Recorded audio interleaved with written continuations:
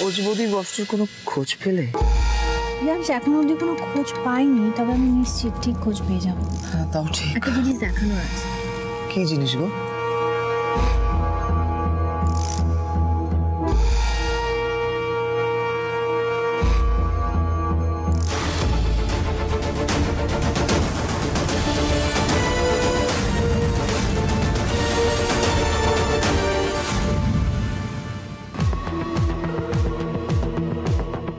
আরে আলো বৌদি, তুমি আমার জন্য কফি নিয়ে এসছো?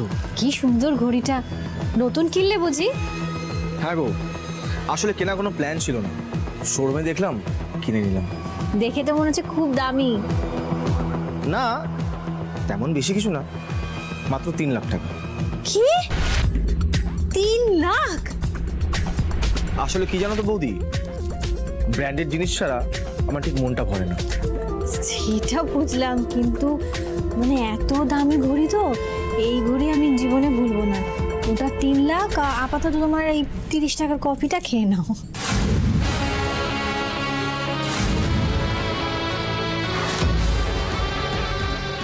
মনে পড়ে রিয়াংশ, আমি তোমায় বলেছিলাম এই ঘড়ির কথা, এত দামি ঘড়ি 3 লক্ষ টাকা, আমি এই ঘড়ির কথা কোনোদিনও ভুলবো না। হ্যাঁ বৌদি, এটা আমারই ঘড়ি। আসলে দেখতে তো পাচ্ছ কি অবস্থা এখন আমার, পাগল পাগল লাগছে, কোথায় হারিয়ে ফেলছি।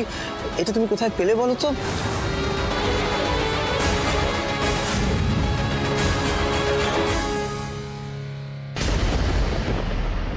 রশনি কোথায় রিয়াংশ? রশনিকে কোথায় লুকিয়ে রেখেছো তুমি? উত্তর দাও।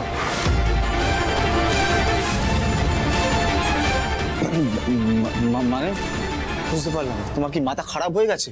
কি আশ্চর্য, আমি কি করে জানবো রশনি কোথায়? আর তুমি আমাকে ঘড়িটা দাও, এটার সাথে রশনির কি সম্পর্ক? বৌদি এই ঘড়িটা আমার খুব প্রিয়, প্লিজ আমাকে ঘড়িটা ফেরত দাও প্লিজ। না রিয়াংশ, এই ঘড়ি আমি তোমাকে দেবো না, এই ঘড়ি আমি থানায় জমা দেবো।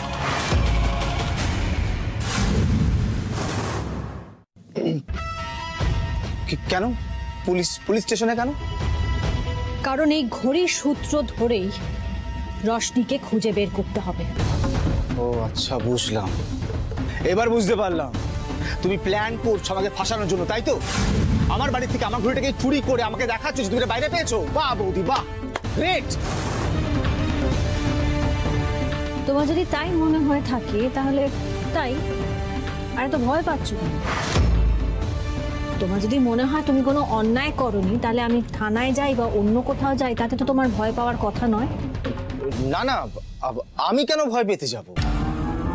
ভয় যে পাচ্ছ না সেটা তো বুঝতেই পারছি। শুনে রাখো রিয়াংশ, যদি কোনোভাবে আমি ধরে ফেলি যে রশনির হারিয়ে যাওয়ার পেছনে তুমি রয়েছো, তাহলে তুমি খুব ভালো করে জানো আমি তোমার অবস্থা কি করতে পারি। তুমি ধরে নিও না একবার অন্যায় করে তুমি পালিয়ে গেছো, বেঁচে গেছো, তার মানে বারবার বেঁচে যাবে। বৌদি তুমি আমায় ভুল ভাবছো, এই ঘড়িটা আমার খুব পছন্দ, প্লিজ আমাকে দিয়ে দাও। আর জোর করবে না, আমি এখনই থানায় যাচ্ছি। না না বৌদি, বৌদি আমার কথাটা শোনো বৌদি। আরে বৌদি আমার ঘড়িটা দাও। ঘড়িটা না পুরো শনির মতো বসেছে।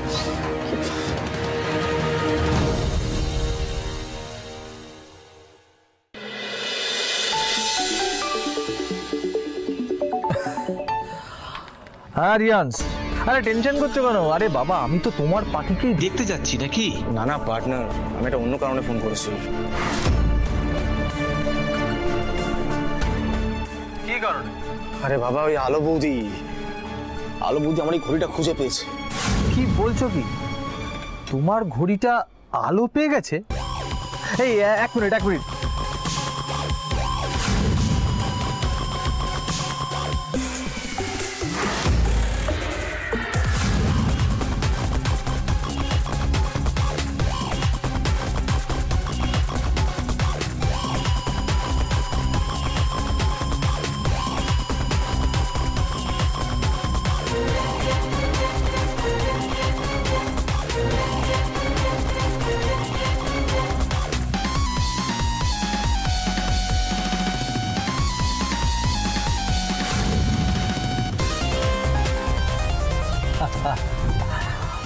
Partner, yes partner. Thank you so much. রশনিকে তোলানোর জন্য তোমার থেকে বেটার কাউকে আমি খুঁজে পেতাম, কাউকে বিশ্বাসই করতে পারতাম না। Mention not partner. হ্যাঁ, এবার উদয় সিংহ রায়ের কাছ থেকে একটা মোটা টাকা উসুল করতে হবে। আরে সে নয় উসুল আমি করব, কিন্তু একটা কথা মনে রাখো, হিস্সা কিন্তু 70-30, না না 50-50 পার্টনার।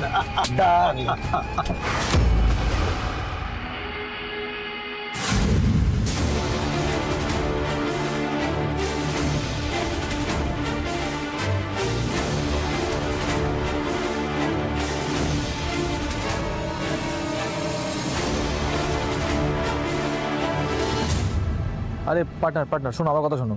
আমরা যখন গাড়িতে বসে কথা বলছিলাম তখনই হয়তো কোনো একটা ফাঁকে তোমার হাত থেকে ঘড়িটা পড়ে গেছিল। আরে পার্টনার, তুমি ওকে চেপে ধরে ওর কাছ থেকে ঘড়িটা নিয়ে নিতে পারলে না? তুমি কি খেপে গেছো, পাগল হয়ে গেছো, মাথা ক্র্যাক হয়ে গেছে? ওই মহিলাকে চেপে ধরলেও দেবে নাকি? ওকে ইদার নিজে থেকে ঘুরে দিতে হবে, আর ওকে খাল্লাস করতে হবে। আর এখন যদি ওকে খাল্লাস করে দিই, আসল খেলাটাই তো খেলতে পারবো না। কত কাকুতি মিনতি করলাম, কিছুতেই কথা শুনলো না। বলছে কিনা পুলিশ স্টেশনে গিয়ে ঘড়িটা জমা দেবে। কি যে করি। পুলিশ স্টেশনে যাচ্ছে মানে? পার্টনার, এটা কি ইয়ার্কি হচ্ছে নাকি? দেখো একটা কথা পরিষ্কার, কিন্তু ওই ঘড়ি যদি পুলিশের হাতে পড়ে তাহলে পুলিশ কিন্তু আগে তোমায় ধরবে, আর তোমায় ধরা মানে আমিও ধরা পড়ে যাব। না না, আলোকে কিছুতেই পুলিশ স্টেশনে যেতে দেওয়া যাবে না। ব্যাস পার্টনার পার্টনার আমার কথাটা শুনো। আমার না মাথাটা কাজ করছে না।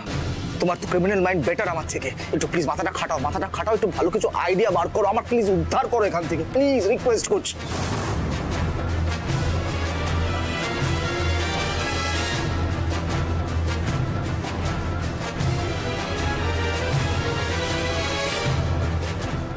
খুব বড় কিছু লুকিয়ে যাচ্ছে রিয়াজ।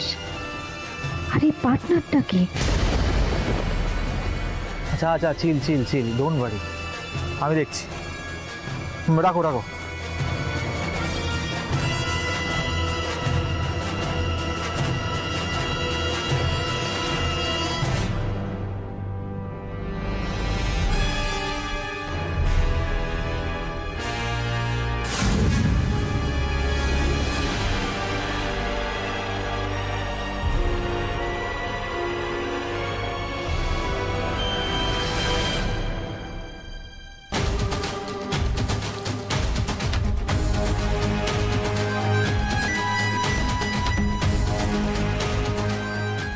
এই পার্টনারটাকে ফোন করে কায়দা করে জানতে হবে সব কথা।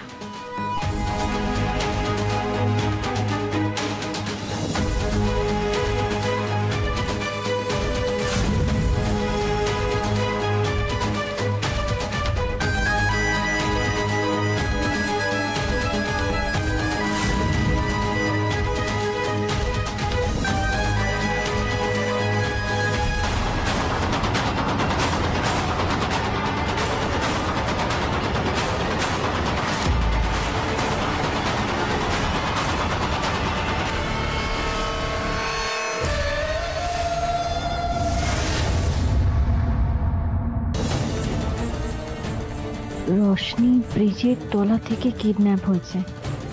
রিয়াঞ্জের ঘড়িটাও ব্রিজের তলা থেকেই পাওয়া গেছে। আর ফোনে যা শুনলাম, রিয়াঞ্জ কোনো না কোনোভাবে ঠিক যুক্ত, কিন্তু রিয়াঞ্জের পার্টনারটা কে?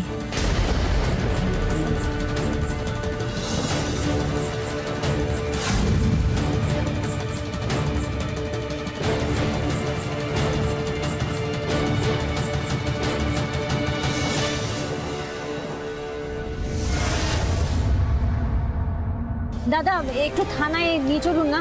রিজার্ভে যেতে হবে, 100 টাকা লাগবে। যা টাকা লাগবে আমি দেবো, আপনি একটু তাড়াতাড়ি নিয়ে চলুন। চলুন বসুন।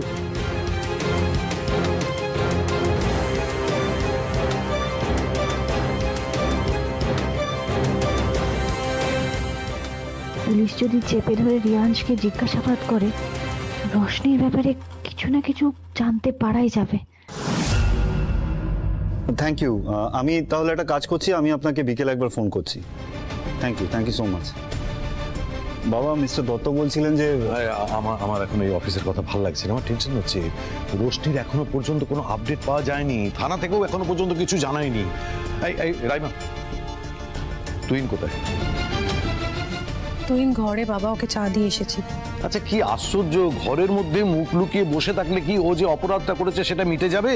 ও আমাদের সামনে থাকলেও যা আর আমাদের সামনে না থাকলেও তা, ওর কাজটা কিন্তু আমাদের মাথায় ঘুরবে।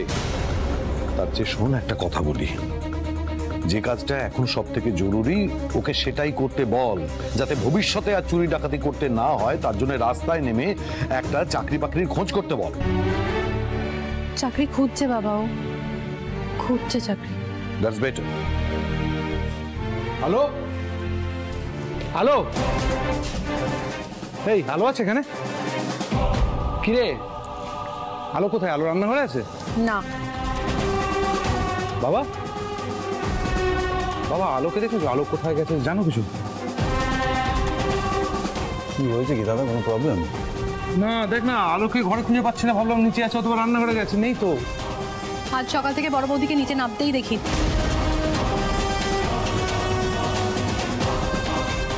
কিন্তু জেনারেলি তো সকালবেলা বড় বৌদি নিচে আসলে প্রথমে রান্নাঘরে যায়। হ্যাঁ সেই জন্যই তো এলাম নিচে খুঁজতে। এই সরো তো, শোনো না। এই কি হয়েছে গো? কি হয়েছে? আজব ব্যাপার, এই বাড়িতে একটার পর একটা সমস্যা লেগে আছে। নিশ্চয়ই বড় বৌমার মাথায় আবার কিছু চিন্তা ভাবনা এসেছে, সেই জন্য কাউকে কিছু না বলে আবার হুট করে বেরিয়ে গেছে। না সেটা নয় বুঝলাম, কিন্তু অ্যাটলিস্ট বাড়িতে তো বলে যাবে।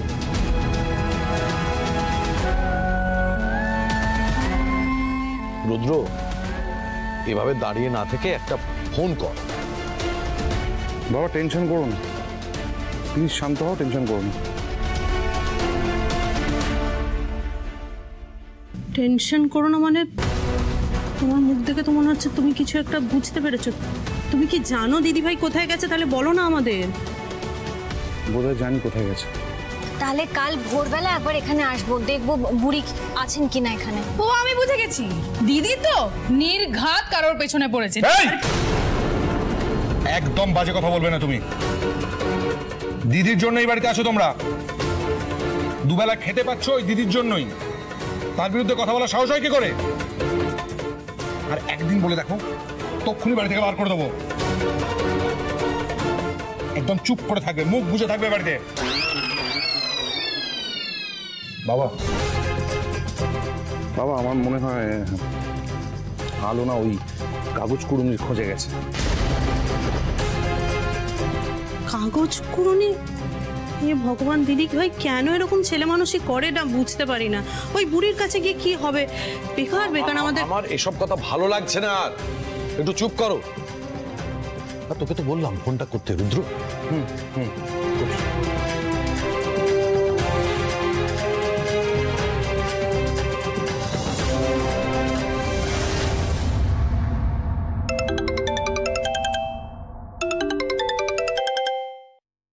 হ্যাঁ বলো। কি বলবো বলো তো আলো? কাউকে কিছু না বলে তুমি কোথায় বেরিয়ে গেলে? দেখো আমি না একটা সূত্র পেয়েছি, আমার মনে হচ্ছে রশ্মিকে খুব তাড়াতাড়ি খুঁজে পাবো, বুঝলে? হ্যাঁ আলো, আমি বুঝতে পারছি, কিন্তু তুমি আমাকে বলো তুমি এখন কোথায়, আগে সেটা বলো। আমি ওই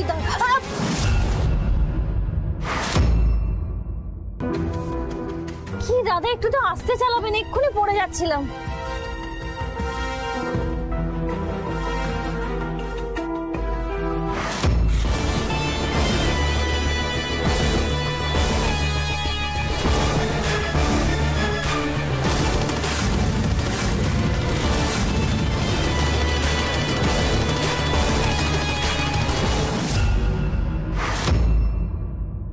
হ্যালো হ্যালো হ্যালো,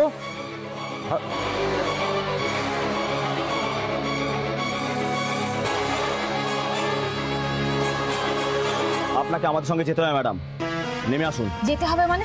চিনি না জানি না, চলে যাব। বেশি কথা বলবেন না, নেমে আসতে বলেছি, নেমে আসুন। একদম গুন্ডামি করতে আসবেন না।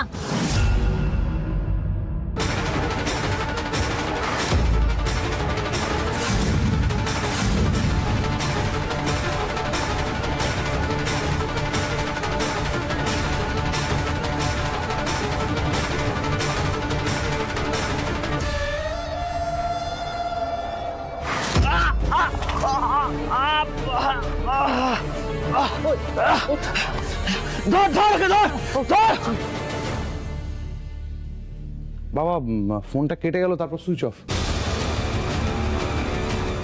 দেখো চার্জ নেই হয়তো। ভুল, তুমি সব ব্যাপারে কথা বলছো কেন? চার্জ আছে, কাল সারা রাত ফোনে চার্জ দিয়ে। তখন ফোন কাটার আগে আলো একবার চিৎকার করলো। আলোর কোনো বিপদ হলো না?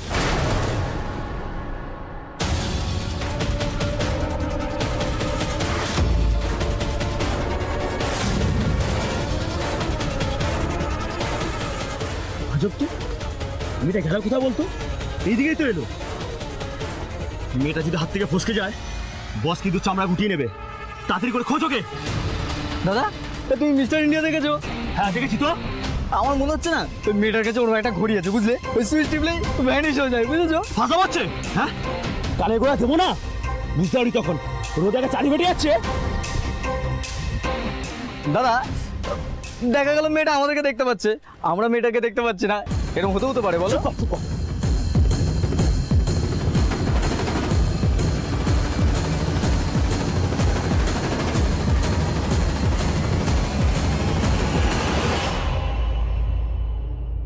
চুপ, এদিকে আয়। জগন্নাথ দেব, আমায় তুমি রক্ষা করো ঠাকুর।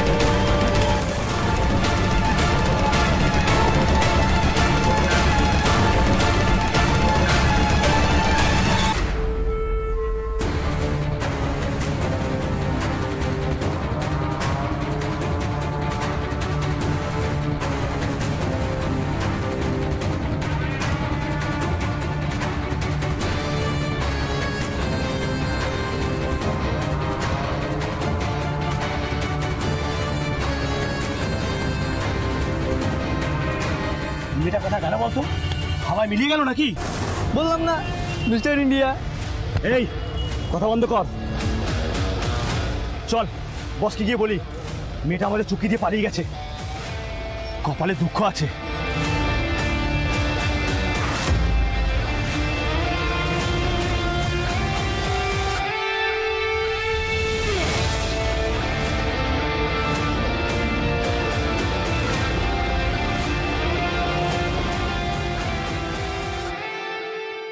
বাবা, তো ফোনটা অন হচ্ছে না।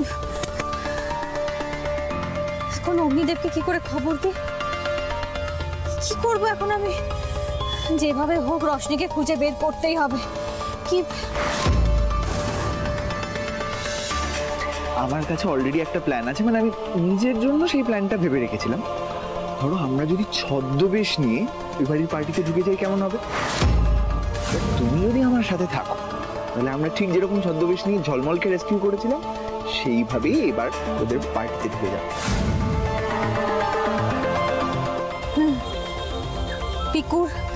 পিকুর ওই দোকানটাতে যেতে হবে, কিন্তু দোকানটা ছিল কোথায়?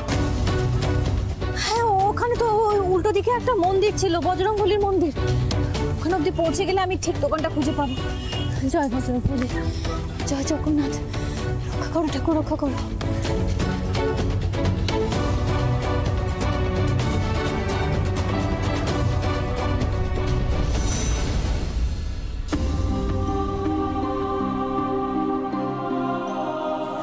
স্যার, স্যার আমার ছেলেটাকে ছেড়ে দিন স্যার, প্লিজ ওকে ছেড়ে দিন।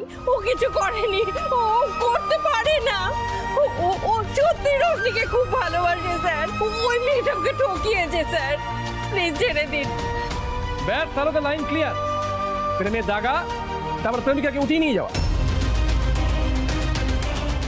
না স্যার, না, ও আমার ছেলেটা এরকম করতেই পারে না। মরে গেলেও রশনির কোনো ক্ষতি করতে পারে না। প্লিজ ওকে ছেড়ে দিন, আপনার পায়ে পড়ছি স্যার, পায়ে করছেন। উঠুন উঠুন উঠুন উঠুন, এখানে সিন ক্রিয়েট করবেন না, এটা থানা। মা, মা তুমি কাদের পায়ে পড়ছো? কেন পড়ছো ওদের পায়ে? তুমি বুঝতে পারছো না এরা কেউ আইনের রক্ষক নয় মা। এরা বড় লোকের হাতে কেনা পুতুল, সবাই বিক্রি হয়ে গেছে। মায়েদের পায়ে পড়ো না, সবাই বিক্রি হয়ে গেছে। এই বেশি মুখ ছুপছে না তোর? আগের দিন বেশি দাওয়াই দিলাম না বলে তুই মাথা চলে বলে দিস। এই কথাটা হতো।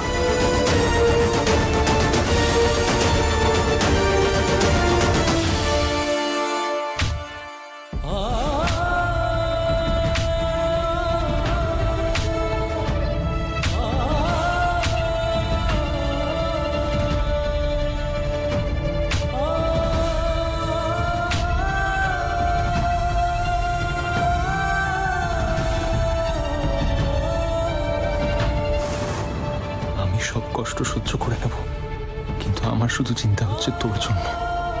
তুই কোথায় চলে গেলি রশনি?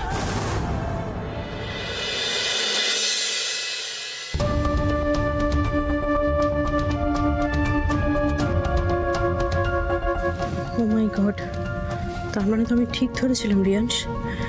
ওই মহিলা তার না কিছু একটা ক্লু পেয়েছে। আর কি বলবো, এই মহিলাটা না চিনি জোকের মতন লেগে আছে। নামটা শুনে না মাথায় রক্ত উঠে যায়, মনে হয় গলা টিপে মেরে ফেলি। সেটা তো আমারও মনে হয়, কিন্তু কিন্তু এবার কি হবে, কি করে আটকাবি? তোকে বেশি ভাবতে হবে না, আমার ওপর ছেড়ে দে, রিল্যাক্স কর। একটা কথা শুধু মাথায় রাখবি, রুদ্র সিংহ রায় যাতে বাড়ি থেকে না বেরোয়। বাকিটা আমি দেখে নিচ্ছি, এখন রাখছি। রিয়াংশটা তো বলেই খালাস, কিন্তু এই মহিলাকে আমি আটকাবো কি করে?